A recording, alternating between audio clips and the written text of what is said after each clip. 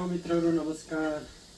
आज धेरै पछि र पनि 10 सालमै पहिलोपल्ट यो नयाँ काम गर्दैछु। यो चाहिँ पानी तताउने भाँडो हो, यो हिटर हो। यो हिटरमा चाहिँ यो सिलिकन लाउनुपर्छ। यसरी यो सिलिकन लाउनुपर्छ। यो सिलिकन लगाइसकेपछि यसलाई क्लिनिङमा पठाइन्छ।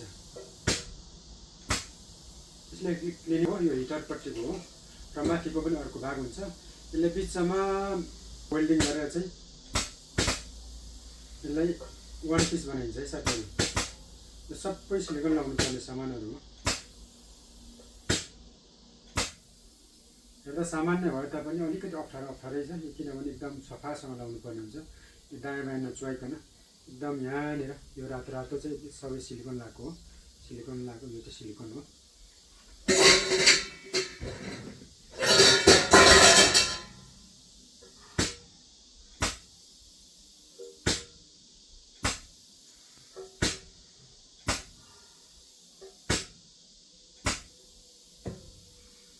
यस्तो छ साथीहरू काम।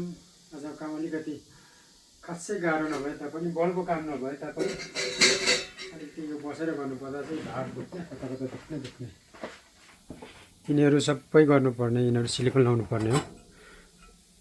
ठ्याक्कै यो पलमा चाहिँ यो दुलोमा चाहिँ सिलिकन लाउनुपर्छ। यसमा सिलिकन लाउनु पर्ने हो यिनीहरू। अनि यो चाहिँ हिटर हो साथीहरू, हिटर हो। यसमा अर्को माथिको भाग पनि जोडिन्छ अनि मात्र एउटा भाँडो बन्छ। ल यिनीहरू चाहिँ सबै सिलिकन गरिसकेको हो। अब यसलाई चाहिँ अलिकति सुकेपछि भोलि या पर्सितिर धुन लान्छ। धुने टलक्क टल्काएर ल्याएर बल्ल जोड्ने काम हुन्छ, एउटा भाँडो बनाउने काम हुन्छ है त साथीहरू। By by.